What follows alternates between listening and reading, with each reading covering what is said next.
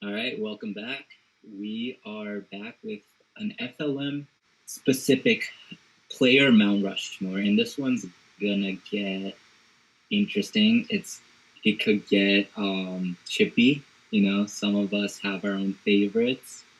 However, we're gonna try to come to a unanimous decision, figuring out who the four best players in the FLM have been since 2019.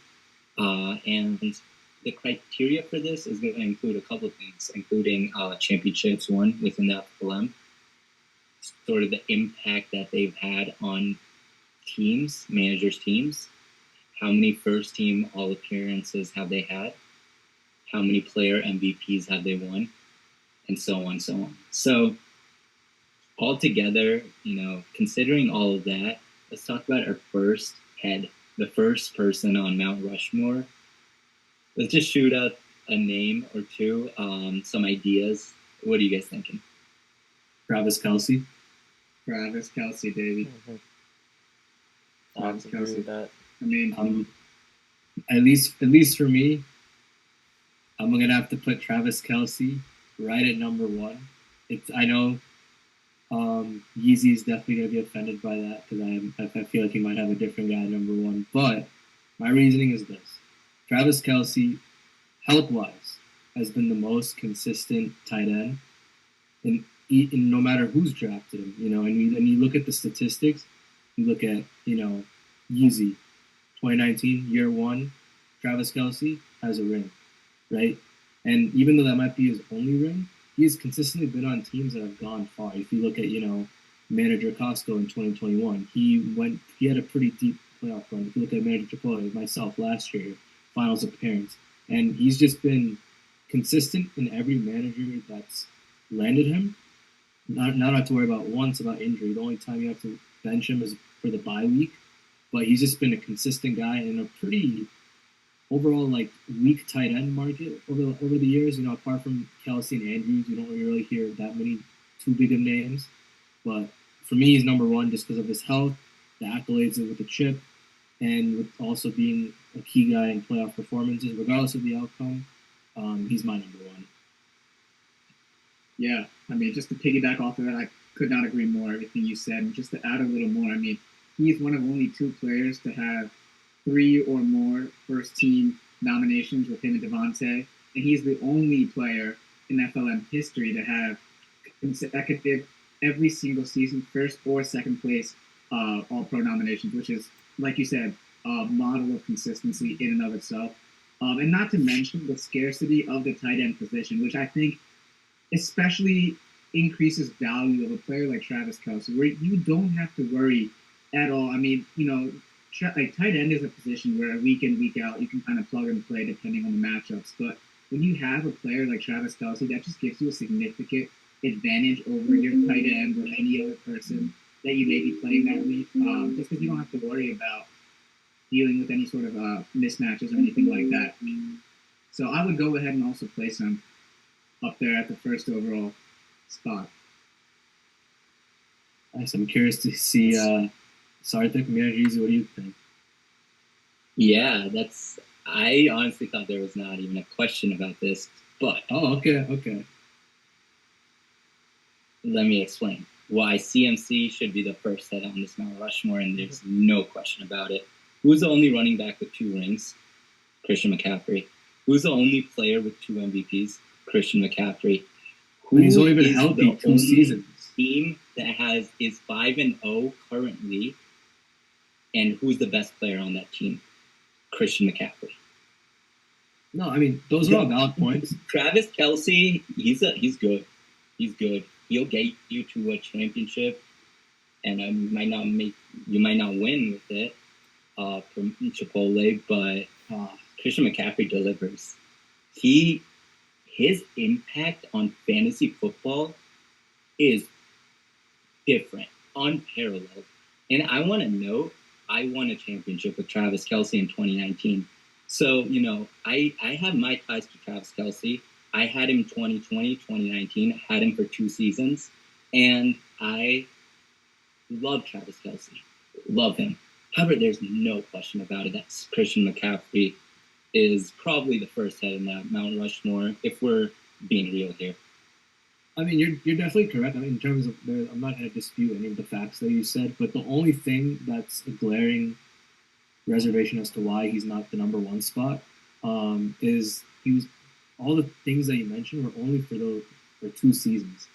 Like he had a lot of injury riddled seasons. I think he had a couple in between where he just didn't get back to that 2019. What about this season, Doug? Yeah, this season. But if you look at Travis Kelce, I just see more consistent production in the last 4 years. C-Mac, it's like, yeah, last year, before last year, yeah, it was 2019. What about those middle years? That's my only reservation. Right, because I mean, CMC is great, right? And his ability, no one's denying his ability and the talent that he has. But I think one of the greatest abilities, especially in fantasy, but in any sports, is availability. And with CMC, you never know from one game to one season. You don't know if he's going to be healthy. He's shown that that consistency. Some players like Travis Kelce are consistently able to stay healthy, while some players like CMC, unfortunately, consistently find themselves dinged up throughout the season, and just when you need them the most, they find themselves hurt. Yeah, I think if you look at just the winning record of the players, which we don't have in front of us, CMC would be, if in a starting lineup, CMC would have the highest winning percentage by a mile for being in a starting lineup. Yeah, I mean, I was definitely going back and forth between them, given there's consistency, longevity with the Travis route, and then the thought that you don't have to worry about tight end. But then again, we've never seen a player like CMC at that fantasy football running back position. So I'm at ties. I really can't choose for my number one. I really don't. I really can't, because I know that the tight end is very, you get Travis, you're good. But I have my ties to my own running back, and I know how I feel about my own running back, just how manager Yeezy feels about his own running back. So I can see why he's leaning towards that route. I think, we luckily the first two, we have four spots. We can kind of slot them in as 1A, 1B. Do want to note that Travis Kelce right now he might not even get a first pro all appearance this year. He has to be the best at his position. So if we're just talking all pro appearances, that's the only thing Christian McCaffrey is lacking in. He just has one less first all pro. Every other stat, he is crushing Kelce in. So I think once CMC gets his first all pro this year, potentially another player MVP, potentially another championship. I guess then we can just slot him in at one, or we can maybe have another debate. But Travis Kelce and Christian McCaffrey at the 1 and 2. How about the 3 and 4? Going through this, I was looking at a specific. Oh, you go ahead, Pramod. No, you go ahead. You. I honestly was looking at Tyreek, and one of the reasons I'm saying this is you have the 2 first teams, you have a second team, so you got 3 total in there. You got a championship in 2020 from manager UFC, and the promises he made this year, he's looking like he should have been picked before Jay Jettis. So, at least for this year. And I don't know. I really do want to put Tyreek on that Mount Rushmore. No, I agree with it. I think he was my number 3 spot as well. Just because if you look at, he has 3 all pro selections, right? In his first season, like you said, he had a finals appearance preceded by a ring, and just consistently has helped the managers win a lot of games. I know with manager Costco, he had a great run in 2021 with Tyreek Hill. I just think he's shown up every single year, regardless of the team that he's been on. He's just been that reliable receiver. 3 all-pro selections, potentially, most likely a 4th on the way. Yeah, he's in a class of his own for sure. Yeah, I mean, I totally get everything you guys are saying about Tyreek Hill, the Cheetah. I mean, I think he's the most explosive player maybe we've ever seen in all of football. I mean, I have no idea what you even begin to do to cover that man. But I had to go down a different route, and manager Corona. I'm actually kind of surprised by your answer here. I was really thinking you were going to take a guy. Got to really reassess your loyalties to him, but I'm going to go ahead and say it's going to be Austin Eckler here. I mean, I don't really know how you can dispute this. Obviously, the one championship, two first team selections, one second team selection. If we're talking about the model of consistency, I think he has that consistency at running back, which we were just talking about earlier. As you can see in some of these top level running backs, even like a CMC, he's not always able to stay healthy. But knock on wood, for the most part, Eckler's been, pretty healthy taking out this season. And I mean, he's a dual threat running back. He can run it through the tackles. He can pass, catch. He does everything for your team. I gotta go ahead and say Austin Eckler here. Man, I gotta agree with you, FanDuel. I'm surprised by Corona not putting Austin Eckler at the third head of the Mount Rushmore. Here's the thing. At the end of the day, what's the most important position in fantasy football? It's a running back position. Austin Eckler has been so consistent since 2019. It's ridiculous. He was a second team All-Pro in 2019, and he's been first the last 2 years. He won a championship, of course, with Corona. He's won a player MVP. These player MVPs, that means you're the best player on the best team. Eckler's earned that. Having that title means I have to put him at my third spot after CMC and Travis Kelce. I just think that, Corona's success, his dudes has 60% winning percentage. That's a lot of reason has to do with Austin Eckler and a lot of the successes that he's had. So I think, as a GOAT in the FLM, manager wise, we've got to go to the player that has carries that success for you, which is Austin Eckler. So I would have to put him as my third. Yeah. Let me clarify something real quick. I wasn't going in any particular order because I wanted to save him best for last. But I see. Yeah, but in my personal opinion, obviously I'm gonna have him at 1 because he's my ride or die, as you guys know. But if we're talking in order, then yeah, I would definitely put him third. After, I still can't choose between CMC, Travis Kelce, but I think 3 is a good place to put him. Number 1 in my heart, forever and always. Austin Eckler's my guy. I'm gonna ride with him this season, even if it's to my grave. But yeah. No, for sure. I think that definitely. I think where the debate gets interesting is if you look at manager Corona's winning percentage. I think that was a really good point mentioned in terms of the success that the player has brought to him, given that he's drafted him most of the time. The only thing with Tyreek is on every team he's been on except last year, it's been a playoff team. So that's one thing that's hard to look at, and it did culminate in a chip. Then it's hard. Then again, it's hard to. Yeah, Tyreek and Austin Eckler. That really, I think, it comes down to perspective. But so would you guys would all rank Eckler at 3? I would. Yeah. Yeah. I mean, I'm not gonna say that it's a bad choice, but I think Eckler definitely would be deserving of the 3 spot. So with that being said, who's that 4 spot then? You guys have Hill in mind, or is there somebody else? Hill's a great option, but Ishan, go ahead. Because I don't think any of you's gonna say the option I'm gonna say, so I want to hear yours. Yeah, I mean, and once again, I also don't think anyone is gonna slot in who I have here number 4. But sneaky FLM all-time historical player, in my opinion, I think is Josh Allen. I think having one championship, the only quarterback, by the way, with a championship in FLM, or the only star quarterback with multiple first-team appearances to have a championship in FLM history, has also one second-team appearance. We all know Patrick Mahomes, Jalen Hurts, and Joe Burrow. They've all had fantastic seasons for their respective managers, their teams.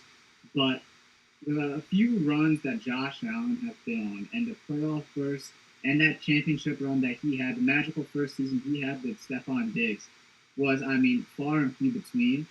And, those were, when you draft a quarterback and you go 16 or 17 games, depending on what season it is, without having to worry a single game about him scoring less than 28 points is absolutely unreal. And the tear that Josh Allen was on for those 3 seasons, getting the 2 first team on pro nods and the 1 second team nod, was just, I mean, probably right up there with the kind of season that Jalen Hurts had. But like we mentioned, he hasn't, shown the overall fruition, wasn't able to carry his team to the championship. Josh Allen was able to get that done. So I got a sneaky put in Josh Allen there at the first spot. I like that one. I really do like that one because it's clear that he's the GOAT for FLM quarterbacks up until this point, since 2019, just based on the numbers. My thing is, I don't think a quarterback should be in the Rushmore, mainly because I think there's some other critical positions that drive winning more. And we're talking about winning, but before I bring up my player, some other considerations that I had was Devontae Adams. He's the only other player alongside Travis Kelce with 3 first-team All-Pros. His consistency is insane. He's been dominant at his position. And then I want to also bring up King Henry. He has a player MVP. He obviously had a lot of support on that team with on UFC. However, he was the most dominant player on that team. He's consistently done it over and over again, year over year. So I got to bring him up.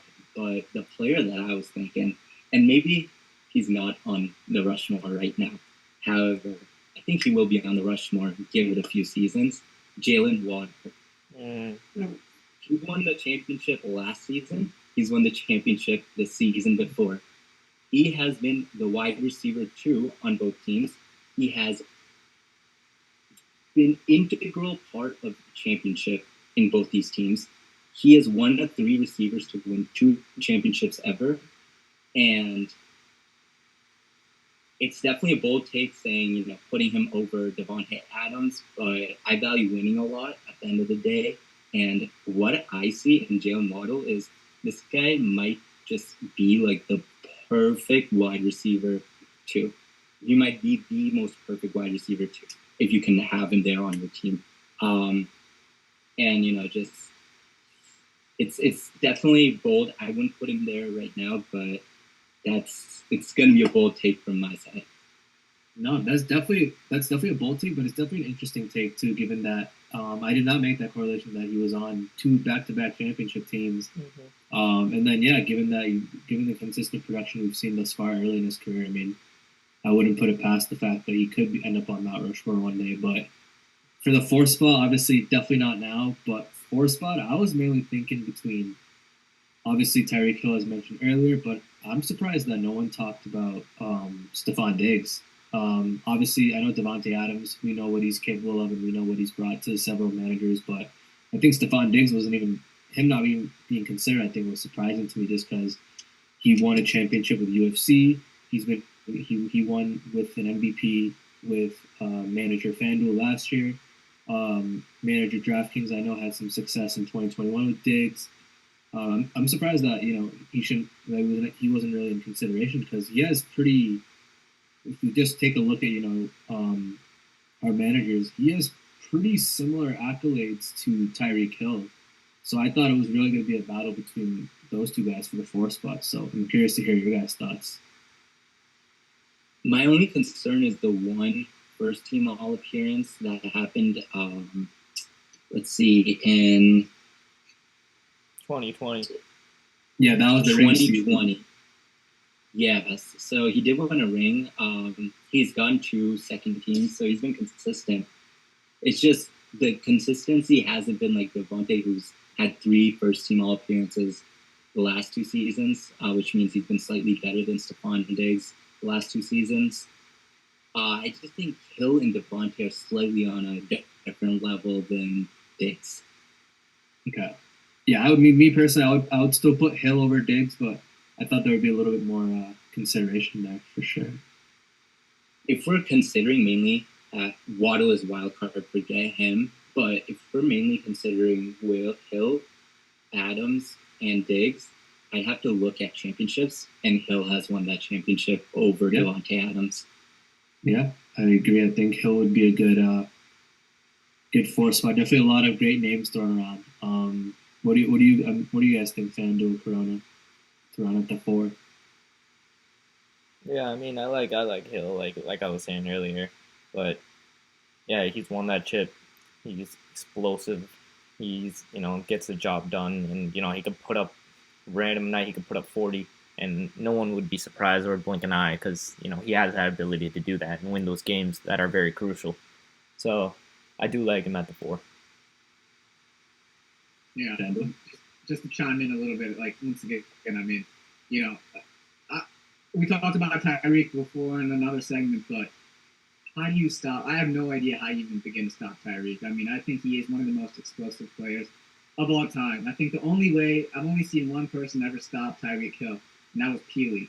So he's got a lot of leeway there with how he works on defenses. So I would be more than okay tossing him in there at the first slot. Okay, great. Well, the great part about this is it's continuously going to be changing, and we're probably going to be back here next year doing this exact same exercise and figuring out who goes in, who goes out. But as the season goes on in season 5, thank you for listening and tuning in.